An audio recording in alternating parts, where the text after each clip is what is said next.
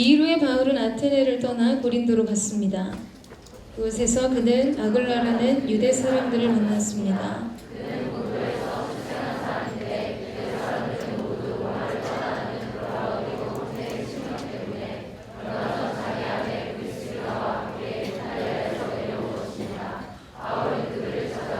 그들과 함께 일하며 지냈습니다. 바울도 그들과 마찬가지로 천막 만드는 일을 했기 때문입니다.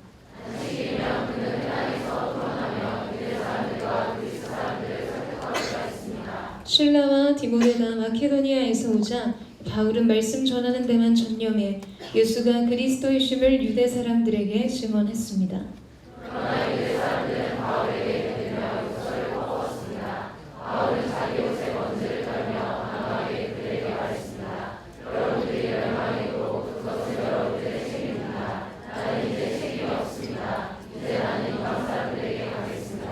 그러고 나서 바울은 회당을 떠나 디도 유스도라 하는 사람의 집으로 갔습니다. 그는 하나님을 경외하는 이방 사람인데 그의 집은 회당 바로 옆에 있었습니다.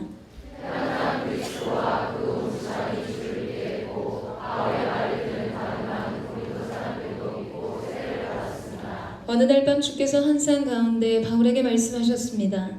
두려워 마라. 잠잠하지 말고 말하여라.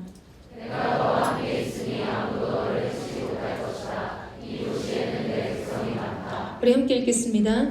그래서 바울은 그곳에 1년 반 동안 머물면서 그들에게 하나님의 말씀을 가르쳤습니다. 할렐루야. 오늘도 시절을 쫓아 과실을 맺게 하신 우리 참 좋은 주님 앞에 우리 감사와 찬양의 영광의 박수를 드리겠습니다. 오늘도 신실하신 주님을 바라봅니다. 하나님을 신뢰하며 나아갑니다. 더 큰 영광의 박수로 주님의 이름을 찬양하겠습니다. 주님 우리 가운데 크고 놀라운 일을 행하여 주시옵소서. 할렐루야. 할렐루야. 여러분 하나님은 포도나무이시고 우리는 가지인 줄로 믿습니다.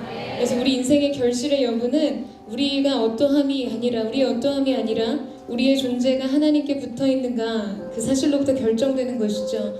오늘도 주께 붙어있는 예배자로서 주님 주신 아름다운 열매를 맺는 하나님의 사람들 되시기를 주님의 이름으로 축원합니다. 오늘도 성령 충만하십시오. 말씀 충만하십시오. 그 은혜가 저와 여러분 가운데 있게 되기를 축원합니다. 제가 이 지지난주 주에 토요일에 중보기도 방에 사진 한 장을 나누면서 기도 부탁을 했습니다. 이 사진이었는데요. 네, 여러분 보이시나요? 예배를 준비하는 사람에게는 그 시간을 가능케 하는 보이지 않는 수면 아래의 시간이 필요합니다. 눈에 보이는 유형의 예배를 세우기 위해서는 눈에 보이지 않는 무형의 예배가 기초되어야 하는 것이죠. 그래서 이 말씀이 전해지는 현장뿐만 아니라 이 설교를 준비하는 시간을 위해서도 기도해 줄 것을, 또 예배를 준비하는 많은 예배팀과 스태프들을 위해서 기도해 줄 것을 호소했습니다. 여러분 한번 생각해 보세요. 이 맛있는 음식을 먹는 시간이 더 오래 걸릴까요? 아니면 그 맛있는 음식을 조리하고 만드는 시간이 훨씬 더 오래 걸릴까요? 네, 재료를 손질하고 맛있는 음식으로 조리하는 그 과정의 시간이 훨씬 더 많은 시간을 필요로 하고 훨씬 더 중요하겠죠. 설교나 예배가 또한 그렇습니다. 그런데 문득 이렇게 사는 것이 또한 은혜임을, 그리고 반드시 이런 시간의 구조 속에서 저의 평생의 사역이 하나님 앞에 드려져야 함을 느끼는 시간을 가졌습니다.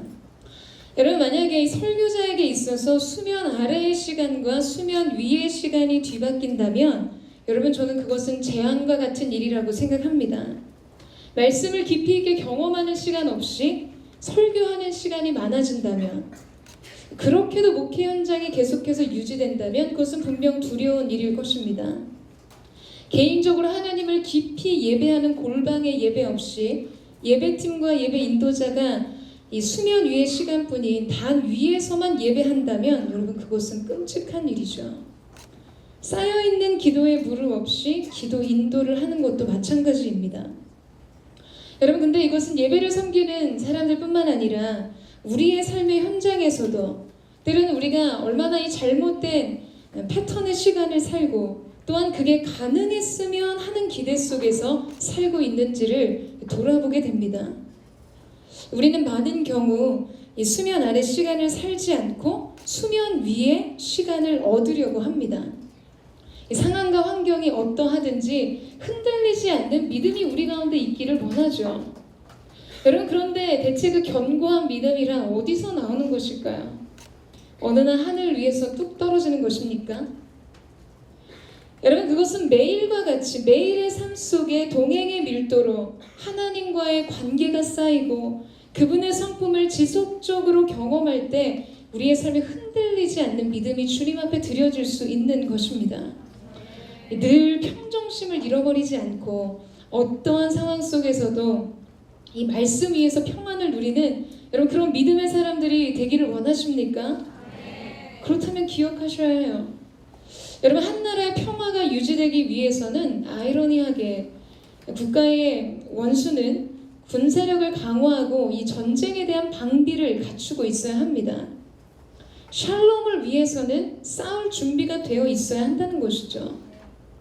때때로 여러분의 삶 속에 여러분의 감정을 분열시키고 깨트리고 그 안으로 침투해서 공격하는 여러 감정들이 있습니다. 짜증과 우울과 낙심과 분노와 낮은 자존감과 비교의식, 우월감. 여러분, 이러한 감정들을 받아들이지 않고 싸울 때 주어지는 것이 샬롬이라는 거예요. 사랑하는 여러분, 저는 이 청년의 세대는 그 무엇보다도 이 수면 아래의 시간을 살고 수면 아래의 구조를 만드는 시기라고 생각합니다. 깊이를 파야 높이가 세워지는 것이죠. 주저하지 말고 갈등하지 말고 여러분, 눈에 보이지 않는 구조를 위해 여러분의 인생을 투자하는 은혜가 있게 되기를 주님의 이름으로 축원합니다. 수면 아래의 시간을 사세요. 여러분, 그 시간을 견고하게 세우십시오. 그러면 그 시간이 이 수면 위의 시간을 견고하게 지탱해 줄 것입니다. 이 저와 여러분의 이 우리의 눈부신 청년의 계절 속에서 우리가 그 인생의 골조를 갖추고 인생의 흔들림 없는 영혼의 기초 공사를 이루는 은혜가 있게 되기를 주님의 이름으로 축원합니다. 우리 옆 사람과 한번 인사하며 축복했으면 좋겠는데요. 수면 아래 시간을 사십시오. 이렇게 한번 축복해 보시겠어요? 그 시간이 당신을 견고하게 할 것입니다. 축복하시죠. 여러분, 오늘 우리는 이 말씀의 흐름에 따라서 바울을 따라 이 아테네를 떠나 고린도에 와 있습니다. 그런데 오늘 이 말씀의 시작에서 성경은 바울이 고린도에 오게 된 어떠한 시점에 대해서 말해주고 있어요. 우리 1절 말씀을 다 같이 한번 읽어보도록 하겠습니다. 1절 말씀 시작.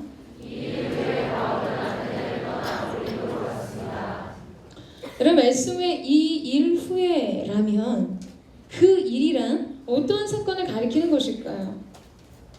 우리가 지난주에 말씀을 함께 나눴던 이 본문이었던 17장 마지막 절 말씀을 보게 되면 이 사도 바울이 아레오바고 광장에서 철학적 접근을 통해 복음을 전했던, 그리고 그로 인해 주어졌던 이 바울의 설교, 복음의 전파에 대한 결실의 내용들을 보여줍니다. 이렇게 기록되어 있어요. 그때 몇 사람들은 바울을 따르며 믿게 됐습니다. 그리고 그 가운데는 여러 명의 이 시회 의원과 다말이라는 여인과 그 외에 몇 사람들이 더 있었다라는 기록을 남기게 되죠. 최고의 철학적 변증으로 복음을 전했던 바울에게 여러분, 아테네 사람들의 마음은 냉담했습니다. 그곳에서는 기적도 없었고 손에 꼽는 몇 사람만이 그 복음을 받아들였어요. 성경은 바로 이때를 기준으로 바울이 아테네를 떠나 고린도로 왔다라고 말해줍니다. 여러분, 그런데 지금까지의 전도 여행 중에 바울이 한 지역을 떠나게 된 이유는 박해와 핍박 때문이었습니다. 복음을 전하던 바울을 대항하여 일어났던, 그를 죽이고자 했던 세력들이 일어났을 때 그는 어쩔 수 없이 야반 도주를 하거나 매를 맞고 더 이상의 복음 전도가 사실상 어려워진 상황에서 그 지역을 떠나게 됐었죠. 여러분, 하물며 이 루스드라에서는 바울이 심하게 돌에 맞아서 사람들이 그가 죽은 줄 알고 성 밖으로 그를 내다 버린 적이 있었습니다. 그런데 그 이후에 바울이 정신을 차리고 난 후에 다시 그 성 안으로 들어갔다는 기록마저도 있습니다. 여러분, 그랬던 바울이라는 거죠. 그랬던 바울이 핍박도 박해도 없이, 게다가 그를 아테네로 데려다준 이 베레아 사람들에게 빨리 디모데와 실라를 내게로 아테네로 데려올 수 있게 해달라고 이 부탁을 했음에도 불구하고 그들이 아직 도착하지 않은 시점에 고린도로 떠났다라는 것입니다. 바울은 실라와 디모데를 기다리다가 그 땅에 이 우상이 가득한 것을 보고 논쟁하고 변증했다라고 성경에 기록하고 있었죠. 자, 여러분, 그런데 그들이 지금 오기도 전에, 그가 기다렸던 이 두 사람이 도착하기도 전에 아무 이유 없이 아테네를 홀연히 떠난 것이었습니다. 이 성경의 바울의 심정에 대해서 우리에게 정확하게 기술해주고 있지는 않지만, 여러분, 이런 시점의 연결과 그가 서신서에 남긴 기록을 보면 당시 바울의 마음과 그의 상태가 어떠했는지를 우리는 짐작해 볼 수가 있습니다. 내가 여러분에게 갔을 때 나는 연약하고 두렵고 떨리는 가운데 있었습니다. 이것이 이 고린도 서신서에 표현되어 있던 바울의 심정. 그는 자기 심정을 이렇게 이야기하고 있어요. 여러분, 사실 설교자들이 이런 바울의 심정을 가장 잘 이해하지 않을까라는 생각을 합니다. 가끔 교육자 모임에서 설교에 죽을 쓰고 내려왔을 때 심정에 대해서 서로 이야기할 때가 있어요. 정말 저마다 가장 생생한, 가장 끔찍한 표정을 지으면서 그 어느 때보다도 실감나게 자기 감정에 대해서 표현하고 간증을 합니다. 단에서 내려가지도 못하겠고, 그렇다고 단 위에 있을 수도 없고, 성도들이 다 나갈 때까지 뒤돌아 서 있고 싶다, 이런 이야기를 할 때도 있다. 예배가 마치기 전에 부교육자에게 마이크를 옮기고 아무도 자기를 발견하기 전에 사무실로 도망온다는 이야기. 진짜 땅바닥에 머리를 찍고 싶은 심정으로 저마다의 영적으로 다운된다는 이야기를 했어요. 저는 박스를 쓰고 나가고 싶다, 이런 이야기를 한 중입니다. 여러분, 사실이에요. 정말 그렇습니다. 단 한 번의 설교라 해도, 단 한 번의 예배 인도도 뭔가 영적으로 잘 풀리지 않았다고 느끼면 여러분, 목회자들은 심리적으로 굉장히 큰 타격을 받습니다. 실패감이 찾아와요.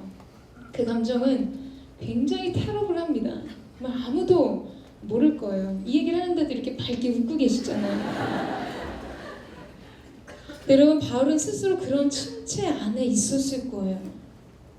지금까지 전도 여행은 박해와 핍박은 있었어도 기적이 있었고 엄청난 부흥이 있었는데, 아테네는 바울 자신의 최고의 지략의 탁월함과 치밀함을 가지고 이성적인 논리로 응대했지만 결실이 없었습니다. 바울의 심정은 한순간도 아테네에서 더 있을 수가 없었던 것이죠. 그래서 아직 실라와 디모데가 도착하기도 전에 그는 서둘러 그곳을 떠났습니다.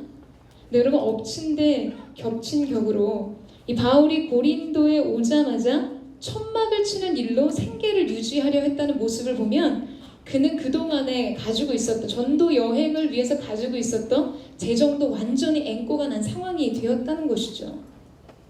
영적으로도, 오랜 전도 여행 속에서 육체적으로도, 상황적으로도 어느 하나 쉬운 것이 하나도 없었습니다. 여러분, 우리도 자신이 할 수 있는 최선을 다하고 이 기대를 걸었던 현장에서 최악의 실패감을 맛볼 때가 있습니다. 최선을 다하고도 아무런 결실이 없을 때, 아니 어쩌면 오히려 더 많은 손실이 있다고 느껴질 때, 많은 것을 베풀고도 거절감을 느끼고 끝없는 허전함과 소외감을 느낄 때가 있습니다. 어느 것에든 이 위로를 얻고 싶지만 마음 둘 곳이 없는 거예요. 마음이 마치 포유류하는 배처럼 방황하는 그런 상황에 처할 때가 있습니다. 때로는 자신의 이 시행착오나 자신의 이 실수에 대한 창피한 감정 때문에 어느 한 공간이든 상황이든 관계 속에 잠시라도 머물러 있고 싶지 않을 때가 있어요. 대체 왜 실패했는지, 왜 거절을 당했는지, 왜 결실이 없었는지 이해가 잘 안 됩니다. 게다가 그럴 때 재정적으로도 꽉 막혀서 이 마음이 상황에 쫓기고 시달립니다. 자, 여러분, 우리가 그러한 순간, 그러한 상황을 맞닥뜨리면 우리는 어떠한 유혹에 휩싸이게 될까요? 여러분, 포기하고 싶은 유혹입니다. 더 이상 버티고 견디고 싶지 않은 마음 말이죠. 마치 그토록 애를 쓰고 고전하던 문제들을 그냥 아무것도 아닌 양 덮어버리고 싶은 그런 마음이 우리 가운데 찾아올 때가 있습니다. 여러분, 그러나 우리가 이 부인할 수 없는 사실은 우리의 인생의 문제는 그렇게 덮어버리면 사라질 수 있는 하나의 챕터가 아니라는 거예요. 이것은 생생한 실존입니다. 다시 살 수 없는 그 현장의 실존을 사는 것이죠. 그렇기 때문에 정말 제가 박스 머리에다 쓰고 내려간다고 제가 여러분에게 안 보이는 게 아닌 것처럼 우리가 그 현실에 눈을 감고 우리가 그 현실을 덮어버린다고 해서 우리 인생에서 그 현실이 사라지는 것은 아니라는 거예요. 이 경영과 마케팅 분야의 전문가인 세스 고딘은 더 딥이라고 하는 아주 짧은 책에서 이 끈기가 성공에 있어서 얼마나 중요한지를 이야기했습니다. 이 책에서 이 고딘이라는 사람은 우리가 뭔가를 시작할 때 이 새로움이 사라지는 현상에 대해서 딥이라는 표현을 썼어요. 네, 새로운 자극이 주어지는 막 새롭고 기대되고 설레이는 그 감정을 딥이라는 표현으로 사용했습니다. 예를 들어 우리가 여러분이 갑자기 자극을 받아서 기타를 좀 배워야겠다, 어쿠스틱 기타를 배우거나 때로는 뭐 외국어를 좀 습득해보고 싶다, 스페인어를 배우고 싶다, 뭐 어떤 것이든 처음에는 이게 새로워서 재미있다는 것이죠. 우리가 어떠한 일에 새로운 시작을 하고 새로운 도전을 할 때 해보지 않는 일을 처음 할 때는 우리 안에 매우 열정적인 마음을 가지고 도전하게 됩니다. 그런데 그러다가 정체기가 찾아온다는 것이에요. 처음만큼의 진전이 잘 나타나지 않을 때 오히려 점점 더 힘들어지는 것 같이 느끼게 되는 시점이 찾아온다는 거죠. 내 인생에 있어서 아니면 내가 지금 정한 그 목표를 달성하고 싶은 마음은 굴뚝 같지만 목적지가 가까워지기는커녕 점점 더 멀어지는 것 같이 느껴집니다. 자, 여러분, 바로 이러한 내리막길을 이 고딘은 딥이라고 이야기합니다. 그런데 이 책에서 성공하기 위해서는 바로 이러한 지점을 지나가야 한다라고 말해요. 대부분의 사람들은 이 내리막길에서 발걸음을 멈춥니다. 하지만 이때 낙심하지 않고 포기하지 않고 끈기를 가지고 그 내리막길을 지나는 소수는 이제 비로소 두각을 나타내기 시작한다는 것이에요. 오르막길로 접어들면서 갑자기 인적이 드물어집니다. 그때 성공 가능성이 높아지게 되는 것이죠. 그 시간을 견디는 사람에게 그 시간이 주어진다는 것이에요. 여러분, 저는 영적으로도 이 딥의 시간을 견디는 사람에게는 하나님께서 나타내시는 새로운 은혜를 만나게 된다라고 믿습니다. 새로운 길을 만나게 되고 새로운 선물과 같은 축복의 시간을 만나게 된다라고 믿습니다. 여러분, 믿으세요? 여러분, 굉장히 유명한 책이죠. 존 버년의 이 고전적 우화로 유명한 크리스찬의 삶을 그린 철로 역정을 보게 되면 주인공이 자기 인생의 여정 속에서 갑작스럽게 늪에 빠지게 됩니다. 깊은 수렁에 빠지게 돼요. 그런데 그 수렁의 이름은 낙담이었습니다. 어떻게든 빠져나오려고 노력을 하는데 그가 그 등에 진 짐 때문에 더 깊은 수렁에 빠져들었어요. 그런데 그 책에서 도움이라는 이름을 가진 성령님을 뜻하죠. 성령께서 나타나셔서 도움의 인도로 그곳을 빠져나와 마른 땅으로 인도함을 받게 됩니다. 그때 크리스찬이 이 도움에게 그러한 질문을 해요. 아니, 이 길을 조금 더 안전하게 되도록 이 위험한 구덩이를 고쳐서 불쌍한 여행자들이 빠지지 않게 좀 하지, 왜 그렇게 할 수는 없습니까? 이런 질문을 이 도움에게 합니다. 그러자 도움이 그런 이야기를 하죠. 이 진흙 구덩이는 고칠 수가 없는 그런 장소입니다. 그저 견디며 반드시 통과해야 할 뿐이라고 이야기합니다. 여러분, 우리의 삶을 본다면 정말 이 말은 사실이고 진실이라는 생각을 하게 돼요. 우리가 얼마나 노력을 하든지, 우리가 얼마나 영적으로 성숙해 있든지, 인생의 길목에서 만나는 이 질척한 낙심의 수렁은 때로 불가피한 것입니다. 우리가 어느 정도 실패했기 때문이 아니라 누구도 이 낙심의 면역이 될 수 없기 때문에 여러분 그것은 우리의 삶 속에 고칠 수 없는 그런 장소가 된다는 것이에요.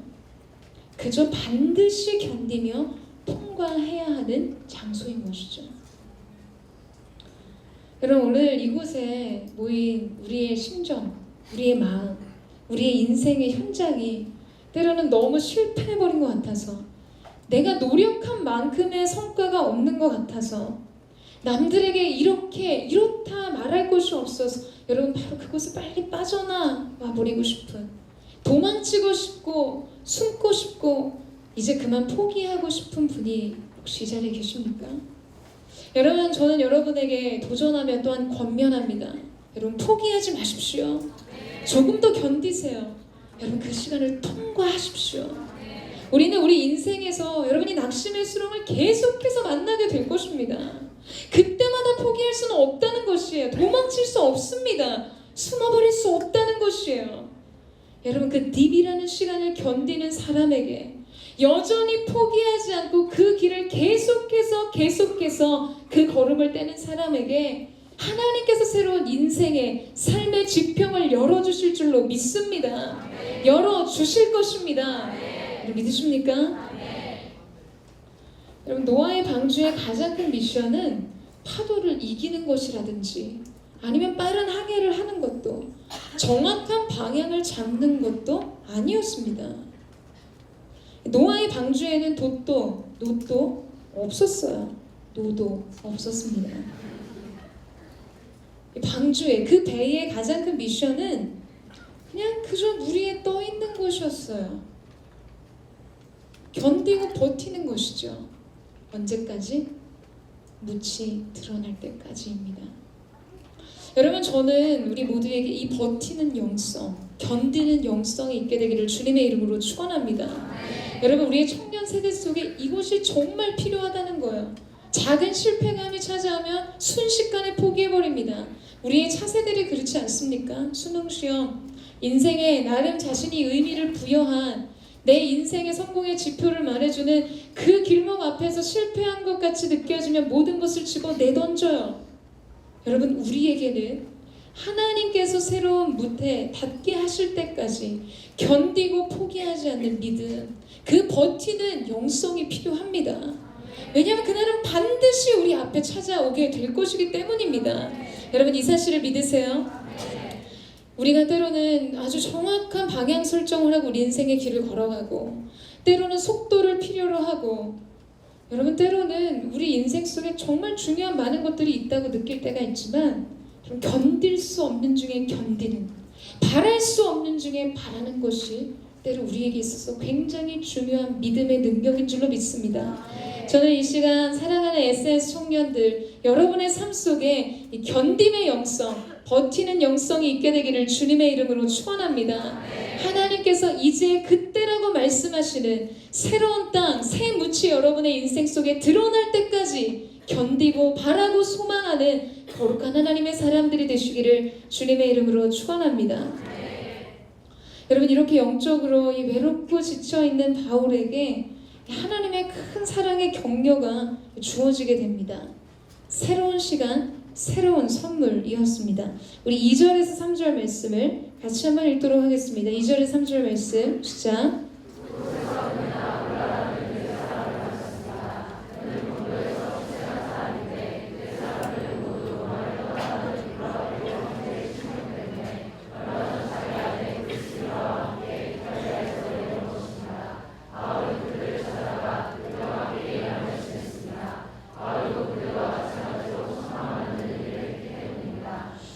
여러분 바로 이러한 때에 이 바울의 생애 뜨거운 가슴으로 그를 사랑하고 목숨을 다해 바울 곁을 지켜주었던 이 아굴라와 브리스길라 부부를 만나게 됩니다.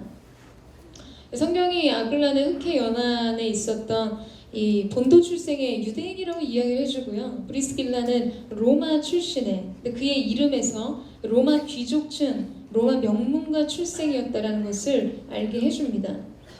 아마 신분의 차이가 있었지만 그리스도를 신뢰하는 이 믿음 안에서 둘이 교제하다가 결혼을 한 것 같아요.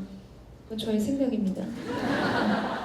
로마의 네 번째 황제였던 이 클라우디오가 AD 50년경에 그 로마 땅에 있었던 이 유대인들 한 2만 명 정도 됐던 유대인들을 다 추방시켜버리는 일대 사건이 일어나게 되는데, 그때 이 아굴라와 브리스길라가 로마를 떠나서 지금 바울이 있는 고린도에 오게 되었다라고 이야기를 하죠. 우리가 바울의 감정과 바울의 마음, 그의 상황을 조명해 보았지만 사실상 여러분, 이 브리스길라와 아굴라도 그의 입장에서도 바울의 심정과 다르지 않는 마음으로 고린도에 왔을 것입니다. 여러분, 그들은 삶의 터전을 한순간에 하루아침에 잃어버렸고, 그들이 그동안 차곡차곡 쌓아왔던 삶의 기반, 삶의 스펙, 삶의 안정감, 특별히 브리스길라는 로마 시민, 또 귀족가의 사람이었기 때문에 로마 시민으로 얻을 수 있었던 엄청난 혜택을 버리고 왔었어야 했을 것입니다. 안 와도 됐는데 남편을 따라오지 않았을까라는 추측을 하는 것이죠. 뭐든지 처음부터 다시 시작했어야 했고, 그들에게는 그 새로운 삶에 대한 적응의 시간들이 필요했을 것입니다. 여러분, 하루아침에 뜬금없이 인생이 얼마나 낭비된 것 같았을까요? 얼마나 삶이 낯설었겠습니까? 게다가 그렇게 그들이 도착한 고린도는 어떠한 곳이었는가? 여러분, 당시에 이 고린도는 도자기업을 중심으로 하는 산업이 매우 발달해 있었을 뿐만 아니라 이 무역로를 관장하는 중심지로서 굉장한 부를 축적하고 있었던 도시였습니다. 따라서 그곳에 유해했던 사람들은 매우 호사스러운 생활을 하고 도덕적으로 심하게 타락해 있었어요. 우리가 잘 아는 이 그리스 신화에 나오는 아프로디테 신전이 바로 그곳에 있었고, 이 사랑의 여신 비너스를 숭배하는 창기들이 1000명에 이르는 창기들이 성적 타락의 온상으로 고린도를 채우고 있었습니다. 그래서 여러분, 크리스찬이 아니라 그냥 이방 사람들도 고린도 사람처럼 행동하다라는 뜻을 지닌 코린티아조라는 말을 이야기할 때가 있는데, 이 말의 뜻이 뭐냐면 음행하다라는 뜻으로 쓰일 정도로 이 고린도는 도덕적으로 매우 타락한 지역이었습니다. 한순간에 자기 인생의 삶의 터전을 잃어버리고 손에 하나도 남기지 못한 채 가진 것 없이 도착한 고린도는 여러분이 브리스길라와 아굴라 두 부부에게 얼마나 위협적으로 느껴졌을까요? 야, 대체 여기서 어떻게 신앙을 지키고 어떻게 새로운 시작을 해야 할지 매우 막막했을 것입니다. 그런데 바로 여러분이 영적으로 황폐한 땅 고린도에서 그들은 바울을 만나게 됩니다. 이후 브리스길라와 아굴라는 이 바울이 에베소로 갈 때 함께 따라가게 되고 로마로 갈 때 함께 합니다. 특별히 로마서 16장 말씀에 보면 이들 부부가 자기의 생명을 걸고 바울을 지켜주었다라는 기록을 바울이 남기고 있어요. 그래서 나뿐만 아니라 주변의 교회들이 그들에게 매우 사랑과 존경심을 가지고 있다라고 이야기합니다. 바울에게 있어서도 이 브리스길라와 아굴라에게도 서로는 하나님이 주신 놀라운 은혜의 선물이었습니다. 여러분, 하나님께서 주시는 가장 큰 위로는 사람이에요. 그거 가지고 위로가 안 되세요? 여러분, 사람이 선물입니다. 이 정도 얘기하면 동의를 하면, 여러분, 사람이 선물입니다. 여러분, 인생에 있어서 이러한 동역자를 얻는다는 것만큼 큰 축복은 없을 것이에요. 저는 이 말씀 묵상하면서 마음 안에 그러한 뜨거운 사모함이 생겼습니다. 여러분, 저는 우리가 이 청년의 계절을 지나는 이때 이곳 SNS 공동체에서 이러한 사랑의 동역자를 만나게 되는 은혜가 있게 되기를 주님의 이름으로 축원합니다. 오로지 만남의 축복이란 나의 인생의 동반자를 만나는 것으로만 여기지 마세요. 여러분의 인생에 내가 정말 목숨을 걸고 이 사람을 지켜주고 싶다, 이런 사람이 있으십니까? 이럴 때 막 유시진, 막 강모연 이런 사람 떠올리지 마시고요. 여러분, 나의 인생에 있어서 내가 그렇게 그 사람과 함께 동역하고 싶고 그렇게 함께 사랑의 마음을 나누고 내가 그 사람을 정말 지켜주고 싶다, 그런 마음을 가진 것 자체가 인생의 엄청난 축복입니다. 여러분, 사람은요, 사랑을 받을 때도 힘이 나지만 더 무서운 것은 내가 누군가를 사랑할 때예요. 여러분 짝사랑을 당할 때랑 짝사랑을 할 때를 한번 생각해 보세요. 어떨 때 여러분 안에 엄청난 에너지가 마그마가 터지듯이 용솟음 칠 때가 언제죠? 누군가 나를 사랑할 때보다 내가 누군가를 사랑할 때예요. 인생에 있어서 누군가의 사랑을 받는 것만큼 내가 누군가를 사랑할 수 있다는 것은 놀라운 축복이고 은혜입니다. 하나님이 우리 인생 속에 주시는 위로이죠. 저는 SNS 공동체가 그렇게 여러분의 인생 속에 브리스길라와 아굴라와 같이 여러분의 곁을 지켜줄 것이라고 약속하고 싶습니다. 그리고 여러분의 목회자로서 저 또한 이 바울과 같이 여러분의 곁에 그렇게 있을 것을 약속하고 싶어요. 이건 축복하고 서로 나누는 마음이 아니라 정말 그 약속에 노래를 부르고 싶습니다. 여러분 우리가 우리의 인생의 길을 지날 때 그러한 노래가 떠오르고 그러한 노래를 흥얼거리게 될 때가 있어요.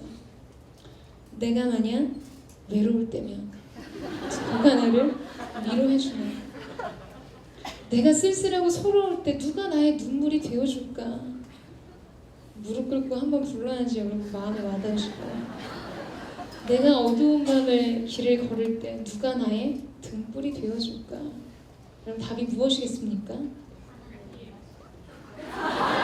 맞습니다. 주님이 우리의 모든 것이죠. 왜 이렇게 설교의 길을 막 바꿔버리십니까? 아니 여러분 나름 맥락을 좀 쫓아가세요. 이 노래의 제목을 기억해 보시라는 거예요. 내가 만약 외로울 때면 마지막에 하는 거 있잖아요. 여러분 예상치 못한 주님은 기뻐하셨을 거라고 믿습니다. 이 모두의 고백이에요. 주님은 언제나 완전하신 분이시고 주님이 우리의 모든 것이 될 뿐만 아니라 우리 인생의 등불 되신 줄로 믿습니다. 그러나 이제 주님이 주신 인생의 선물 중에서 여러분 그런 외로운 길의 등불, 그러한 쓸쓸한 밤의 서러움에 나의 눈물이 되어주는 영혼의 동역자가 있다는 거예요. 그것이 바로 누구일까? 우리라는 것입니다. 여러분 SNS가 여러분과 함께 있을 것입니다. 여러분 이 사실이 여러분 인생에 참 큰 위로가 되었으면 좋겠어요. 제가 늘 그런 기도를 할 때가 있어요. SNS에 안심하라 내가 기도한다. 웃으세요? 근데 그런 마음이에요 진짜. 조국이여 안전하라 내가 기도하는 뭐 그런 것처럼 SNS여 안심하라 내가 그대들을 위해 기도하고 있다. 여러분 그러한 사랑의 동역자로 여러분 곁에 우리가 함께 서 있을 것입니다. 목회자들이 함께 서 있을 것이에요. 제가 최근에는 이 많은 또 청년들과 상담하면서 이렇게 사업의 현장에서 분투하고 고민하고 그런 모습이 너무 가슴이 아팠어요. 그래서 생각한 것이 이 프리랜서로 뭐 일을 하든지 개인 사업의 현장을 가지고 있는 분들 이제 신청을 받아서 개인의 비전과 사역 현장을 소개하는 브로셔를 만들 생각을 하고 있습니다. 우리가 함께 공유했을 때 서로가 뭘 하면서 사는지 또 서로가 이 사업의 현장 속에서 필요한 사항들을 함께 나누고 채울 수 있는 그런 장들을 생각하고 있어요. 할 수만 있다면 힘이 닿는 때까지 여러분 곁에서 여러분의 위로가 되어주고 여러분의 힘이 되어주고 여러분 인생의 그 등불을 밝히는 그 한 사람으로 서고 싶은 마음들이 우리 모두에게 있는 줄로 믿습니다. 여러분 그래서 정말 그런 마음이 있어요. 누구든지 우리 SNS 공동체 울타리 일단 들어오면 가만두지 않겠다. 긍정적인 측면에서 그를 홀로 두지 않겠다. 그런 사랑의 끈이 우리 모두를 매는 놀라운 은혜의 끈이 될 수 있게 되기를 주님의 이름으로 축원합니다. 그래서 이 고린도와 같이 타락하고 문란한 이 세상에서 우리 서로가 서로의 삶에 영적인 이정표가 되어주고 버팀목이 되어준 사랑의 공동체, 소망의 공동체를 만들어 가게 되는 것이죠. 여러분 우리가 이 사랑의 마음을 담아서 서로에게 이렇게 한번 고백해 주셨으면 좋겠습니다. 당신이 선물입니다. 우리가 선물입니다. 이렇게 한번 축복해 주세요. 네, 정말 우리 안에서 그 아름다운 이 바울과 브리스길라 아굴라가 나눴던 사랑의 동역, 나의 인생을 내어주어도 아깝지 않는 아름다운 사랑의 관계가 싹트게 되기를 주님의 이름으로 축원합니다. 또한 여러분의 인생의 동반자도 이곳에서 만나게 되기를 축원합니다. 눈을 좀 여세요. 그러면 보이지 않았던 것들이 보이기 시작할 것입니다. 여러분 드디어 이 실라와 디모데가 마케도니아에서 돌아왔습니다. 근데 바울은 더욱 힘을 얻어서 복음을 전하기 시작하죠. 실제로 빌립보 교회가 연보를 보내준 이 헌금을 통해서 이 생계를 유지할 수 있었기 때문에 바울이 이 천막 만드는 일을 그만두고 복음을 전하는 일에 매진하게 되었습니다. 그런데 어김없이 문제가 발생해요. 회당에서 바울이 복음을 전할 때 유대인들이 바울을 향해 욕설을 퍼붓고 비난을 하고 난리가 났습니다. 근데 이때 바울이 여러분 열이 좀 받은 것 같아요. 다른 지역에서보다 매우 강도 높게 반응을 합니다. 여태까지는 너희가 복음을 받아들이지 않으니 나는 이제 이방인으로 가겠다 이렇게 이야기하고 가버렸는데 오늘은 뭐라고 이야기를 하냐면 그의 옷에서 먼지를 떼면서 개역한글 개역개정에는 너희 피가 너희 머리로 돌아가게 될 것이라고 말합니다. 나름 저주죠. 이치에 틀린 말은 아닙니다. 예수님 그렇게 말씀하셨으니까요. 그래도 어쨌든 받아들이지 않는 사람에게는 저주예요. 그리고는 회당 옆 디도 유스도라고 하는 사람의 집으로 가서 복음을 전합니다. 우리가 느끼기에 바울의 심사가 별로 심기가 편해 보이지 않아요. 패턴적으로 그가 다른 지역에서 보였던 더 많은 박해와 핍박을 받았지만 이 정도까지 반응하지 않았는데 뭔가 바울 안에 변화가 있는 것 같아 보입니다.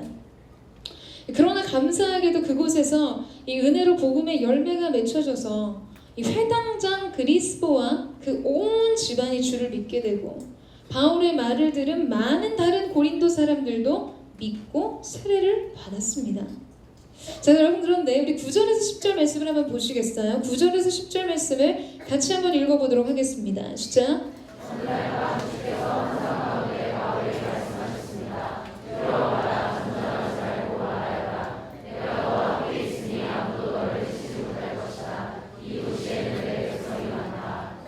여러분 저는 이 주님께서 바울에게 환상 중에 말씀하신 이 시점에 대해서 생각하게 되었습니다.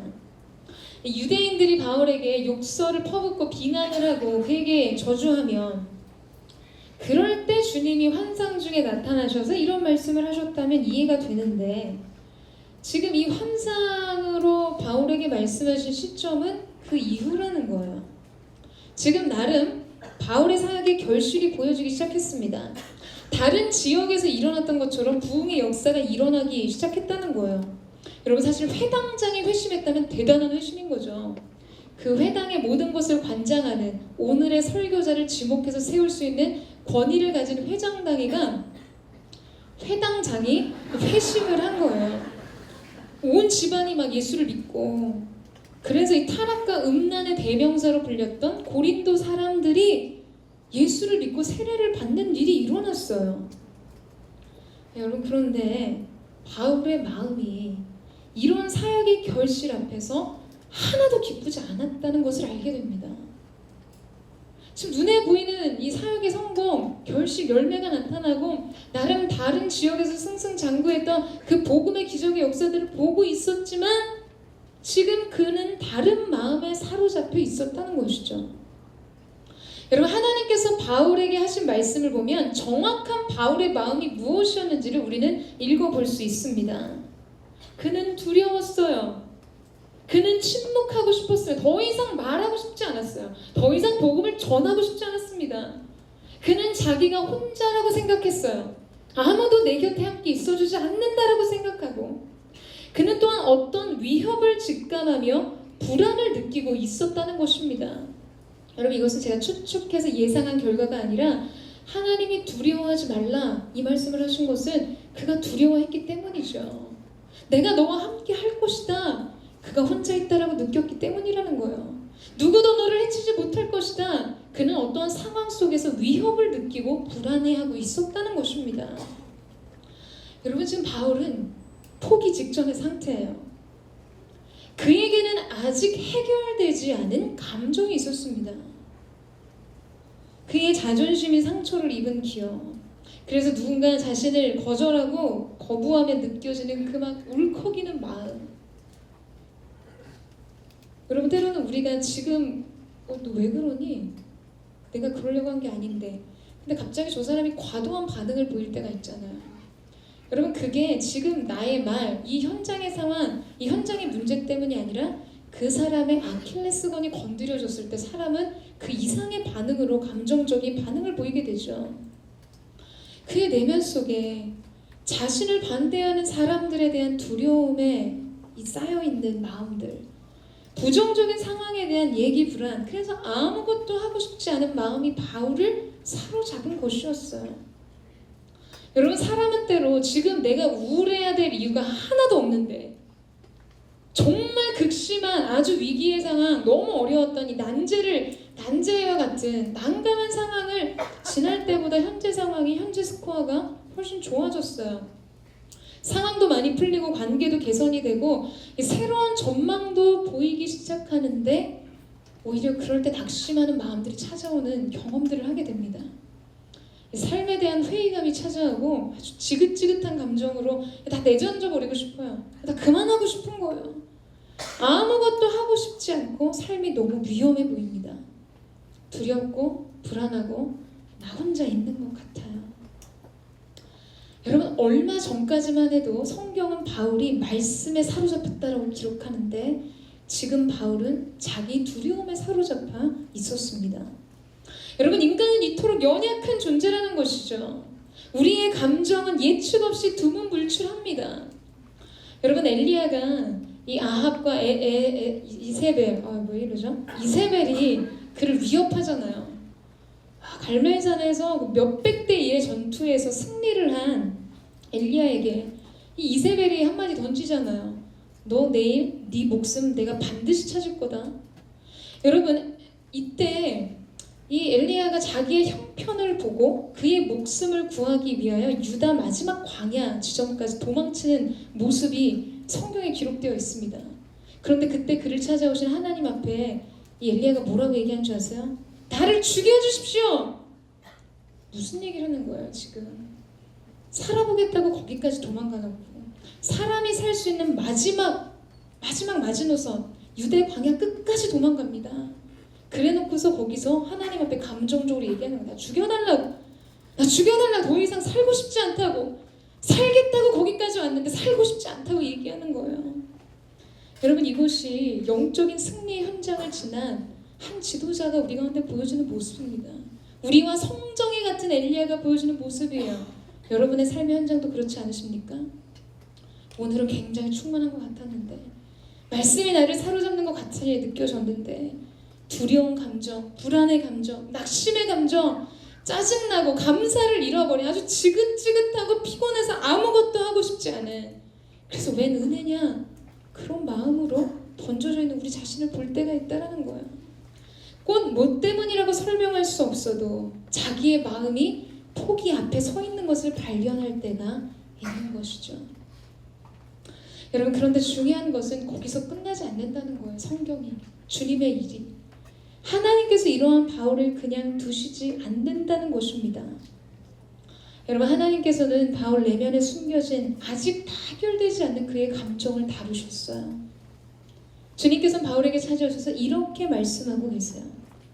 이 성에 내 백성이 많다. 여러분, 이 말씀은 이 성에 지금 믿고 있는 성도가 많다는 이야기가 아니라 앞으로 구원받을 성도를 의미합니다. 네가 포기하지만 않는다면 나는 너를 통해서 그 일을 하겠다고 주님 말씀하고 계신 것이에요. 너는 혼자가 아니다. 내가 너와 함께하고 있다. 포기하지 말고 그 길을 계속해서 걸어가라고 말씀하고 계신 것이죠. 여러분, 인생은 때로 위험하지만 우리는 우리가 추구하는 안전보다 더 크신 분이 우리 앞에서 가시는 것을 보게 됩니다. 여러분, 이 사실을 믿으세요? 우리가 하나님의 목적과 계획을 추구하는 삶은 사실 안전한 삶과는 거리가 멀어 보입니다. 안락한 삶과는 거리가 멀어 보일 때가 있어요. 여러분, 그러나 아무리 우리가 인생 속에서 제 아무리 큰 난관을 만난다 할지라도 언제나 그 난관보다도 크신 하나님께서 뒤에 계시다는 사실을 아는 믿음, 바로 이러한 믿음이 두려움을 이기게 하는 것입니다. 여러분, 믿으세요? 바로 이러한 믿음 안에서 인생의 완전한 만족을 누리게 되는 것이에요. 주님의 빛나는 영광, 주님이 내게 주신 비전과 사명을 발견하게 되는 것입니다. 웨인 그레츠기는 이렇게 이야기를 했어요. 쏘지 않는 슛은 100% 들어가지 않는다. 도전하는 그 길에는 실패도 없겠지만 여러분 절대 성공은 없습니다. 바울의 삶 속에서 아마도 그는 다시 고린도를 훌쩍 떠나고 싶었을지 몰라요. 우상의 도시 아테네보다 타락의 도시, 향락의 도시 고린도.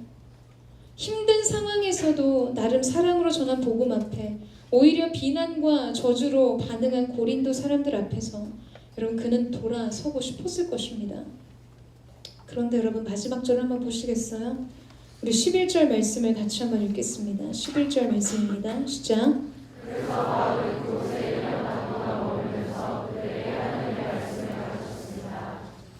여러분 10절과 11절을 접속으로 그렇게 연결하고 있어요. 그래서 하나님이 그렇게 말씀하셨기 때문에, 그래서 그 하나님의 음성을 들은 바울은 고린도에서 1년 반 동안 머물면서 그들에게 하나님의 말씀을 가르쳤습니다. 여러분 그는 포기하지 않았고 그는 도망치지 않았어요. 말씀을 비전으로 받아 바로 그곳에 서서 포기하지 않는 믿음과 사랑을 주님 앞에 드리고 있는 것입니다. 사랑하는 여러분, 여러분의 삶에서 얼마나 자주 포기하고 싶은 유혹을 만나세요? 얼마나 자주 그만두고 싶은 마음을 직면하고 계십니까? 얼마나 자주 두려움과 불안을 느끼십니까? 그리고 얼마나 자주 두려움 앞에서 여러분의 마음이 무기력해지고 있으십니까? 여러분 우리가 우리 인생의 이 길을 포기하지 않고 계속해서 걸어가기 위해서는 하나님의 말씀의 비전에 우리의 마음을 두는 것이 필요합니다. 우리에게 필요한 건 덜 염려하고 덜 두려워하기 위해 노력하는 것이 아니라 하나님을 더 신뢰하는 일이 필요한 것입니다. 더 온전한 신뢰를 드리고 지금 나와 함께 하시겠다고 약속하신 그 약속의 말씀을 붙들고 가는 것입니다. 여러분 고린도와 같은 이 세상 속에서 정말 도덕적인 타락, 진리의 기준이 무너지고 향락의 도시 한복판에 사는 것 같이 느껴지는 이 크리스찬으로서의 우리의 삶이, 여러분 그 세상 속에서 여전히 말씀을 붙들고 또한 그 말씀이 붙드시는 사람으로 살아가는 은혜가 있게 되기를 주님의 이름으로 축원합니다. 여러분 도망치지 말고 포기하지 않는 믿음의 영혼으로 우리의 모두의 삶이 그렇게 하나님의 심중에 새겨지는 그러한 믿음의 기록을 남기는 저와 여러분 되시기를 주님의 이름으로 축원합니다. 오늘 하나님께서는 이곳에 찾아오셔서 우리를 격려하시고 위로하고 계세요. 이유가 없습니다. 새로운 전망이 보일 때도 앞이 캄캄하게 느껴질 때가 있어요. 내게 많은 사람이 있고 그 사람들 속에 둘러싸여 있어도 우리는 인생의 본질적인 고독을 직면할 때가 있습니다. 너무나 스산한 우리의 영혼을 파고드는 외로움에 허덕일 때가 있어요. 가정 안에서 사랑을 느껴야 되는데 가정 안에서 버림받은 거절감을 느끼는 우리의 마음. 여러분 우리의 감정은 때로 우리의 상황에 따라 흘러가지만은 않습니다. 인생의 결실이 있는 자리에서도 우린 낙심할 수 있다는 거예요. 하나님이 영적으로 충만하게 부어주시는 은혜의 땅을 지날 때도 우리의 영혼이 곤고할 수 있다는 것입니다. 그런데 주님이 그때 오셔서 질책하시며 호되게 야단치시며 지금 무엇을 하고 있냐고 말씀하고 계시지 않으세요? 그의 인생 속에 내가 포기하지 않는다면 내 인생을 통해 내가 얻고자 하는 결실이 있다. 너를 통해 이루고자 하는 비전을 가지고 있다라고 말씀해 주십니다. 혼자가 아니라고, 포기하지 말라고, 두려워하지 말라고, 불안해하지 말라고, 누구도 너를 해할 수 없을 것이라고 말씀하세요. 여러분 아마 정말 아무 일도 일어나지 않을까요? 실제로 바울은 이 이후의 장면 속에서 또 다른 박해와 핍박을 당합니다. 그러나 하나님께서 기이한 방법으로 그를 보호하시고 지키시는 손길을 우리는 또한 보게 돼요. 인생의 길이 여러분 어렵지 않다라고 여러분에게 축복하는 것이 아니에요. 우리 인생은 고되고 외롭고 때로는 쓸쓸해서 마음이 무너지는, 홀로 있는 것 같아서 기도로 애써 내 마음을 추스려 보려고 해도 추스려지지 않는 마음 속에 그렇게 넘어질 때가 있어요. 그런데 여러분, 그때 그곳이 다가 아니라는 거예요. 주님이 오십니다. 주님이 말씀하세요. 딸아, 두려워하지 마라. 아들아, 너는 마음을 강하게 하고 담대히 해라. 내가 너와 함께 할 것이다. 내가 너를 붙들어 줄 것이다. 내가 불 가운데 지날지라도 그 불이 너를 사르지 못하고, 내가 물 가운데 지날지라도 그 물이 너를 결코 엄몰지 못할 것이라 주님 말씀하시는 거죠. 여러분의 응답은 무엇입니까? 저는 시편 27편에 시편 기자의 고백과 같이, 다윗의 고백과 같이, 여호와는 나의 빛이요 나의 구원이시니 내가 누구를 두려워하리요. 여호와는 내 생명의 능력이 되시니 내가 누구를 무서워하리요. 여러분, 그 믿음의 고백을 드리는 저 여러분 되시기를 주님의 이름으로 축원합니다. 우리 함께 기도하며 찬양하며 나갔으면 좋겠습니다. 주님, 우리의 마음이 때로 너무나 지치고 피곤합니다. 곤고함 속에서 단 한 걸음도 뗄 수 없는 그 절망의 자락에서 하나님을 기대하고 견디고 소망하는 일조차 너무 무거운 무게가 되어서 이제 그만 포기하고 싶을 때, 주님, 오늘도 우리가 신뢰의 마음 안에서 이 찬양의 고백으로 주님 앞에 우리의 마음을 드리며 나아갑니다. 내 영혼 지치고 피곤할 때에 근심 걱정 내 마음 짓누를 때 난 잠잠히 주님을 기다리네. 주님 내 곁에 오실 때까지 주만을 느껴 산 위에 세우네. 거침마다 위곳게 하시네. 주만을 의지할 때 강한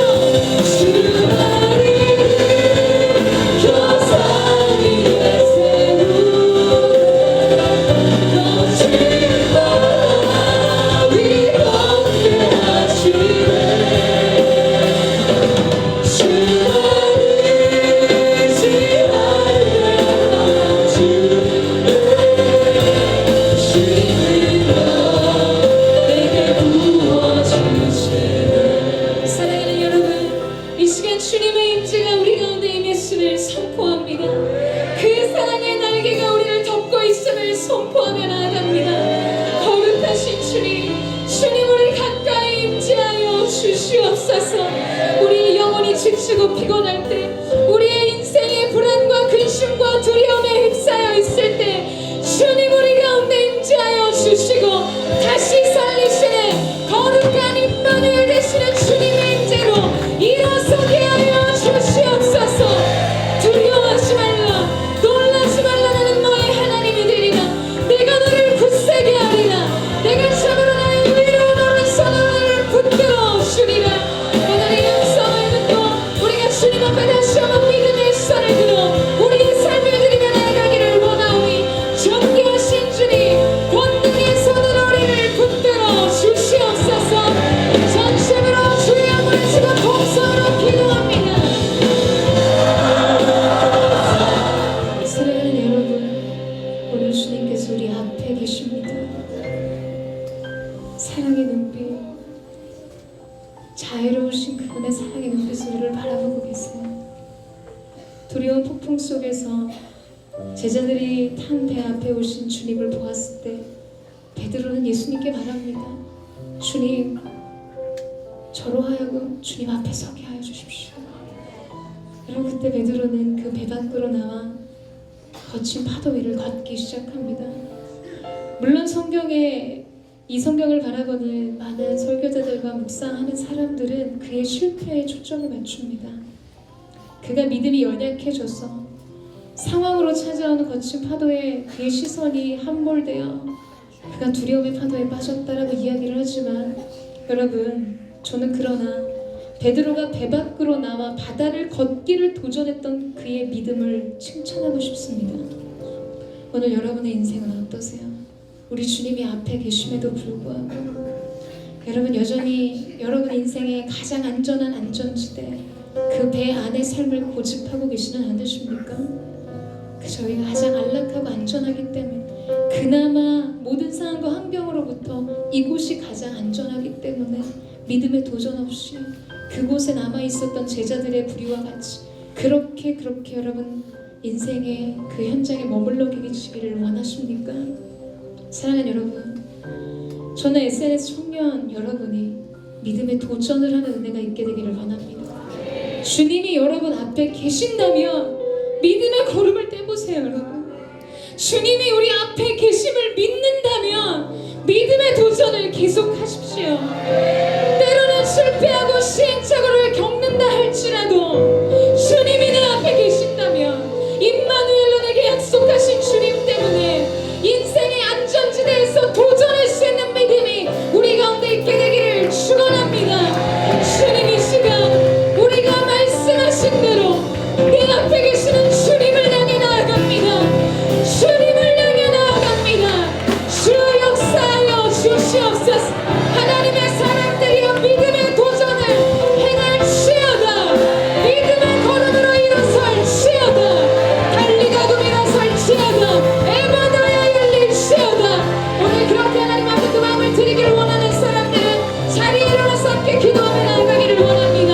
존귀하신 주님, 이 거룩한 믿음의 도전의 기름 부어 주시옵소서. 우리 주의 영광을 신앙심과 동성으로 기도하며 나아가겠습니다. 사랑하는 여러분, 우리 인생의 난관보다 크신 분이 우리 앞에 계십니다. 여러분, 이 사실을 믿으세요. 우리가 추구하는 안정보다 더 완전한 평강의 소유자가, 평강의 왕이 되신 그분이 우리 앞에 계시다라는 사실이에요. 우리가 무엇을 두려워하겠습니까? 우리가 그 주님을 보고 있는데 우리에게 무엇이 불안하겠습니까? 거룩하신 주님, 거룩하신 주님, 평강을 위해서는 싸워야 함을 우리가 함께 나눴습니다. 수면 위의 시간을 위해서 수면 아래의 시간을 살겠다라고 고백했습니다. 주님, 오늘 주께서 우리 가운데 말씀하시는 그 삶, 하나님이 여전히 내가 포기하지 않는다면 나는 너를 통해 그 일을 행하겠다고 말씀하시는 그 자리에 서 있는 은혜가 있기를 원합니다. 돛도 없고 노도 없었던 노아의 방주처럼 그저 이 시간을 견디고 버티는 것만이 전부인 것 같아서 마음이 무너질 때도 여전히 그 자리에 서서 하나님을 바라고 견디고 신앙하는 하나님의 사람들이 되게 하여 주옵소서. 내가 내가 내게 평안을 주노라. 이는 세상이 줄 수 없는 것이라 주님 말씀하십니다. 내가 오늘 너에게 안식을 주노라. 세상이 줄 수 없는 그 어느 곳에서도 우리의 영혼이 쉼을 누릴 수 없는, 그러나 주님 안에 있는 안식을 누리게 하시는 주님을 찬양합니다. 오늘 거룩하신 주님, 우리 앞에 계신 주님을 바라보며 우리가 언제나 두려움을 이긴 믿음의 능력, 그 걸음을 떼게 하여 주옵소서. 아직도 이 성에 많은 사람이 있다 말씀하십니다. 우리의 인생에 포기하지 않는다면 얻게 될 결실이 열매가 있다라고 주님 말씀하고 계세요. 여러분, 결코 포기하지 않고 계속해서 그 도전의 걸음을 주 앞에 드리며 나아가십시오. 주님께서 여러분과 함께 하실 것입니다. 사랑하는 주님, 사랑하는 에센스 공동체 믿음의 청년들을 아버지의 완전한 평강의 손에 의탁하여 올려드립니다.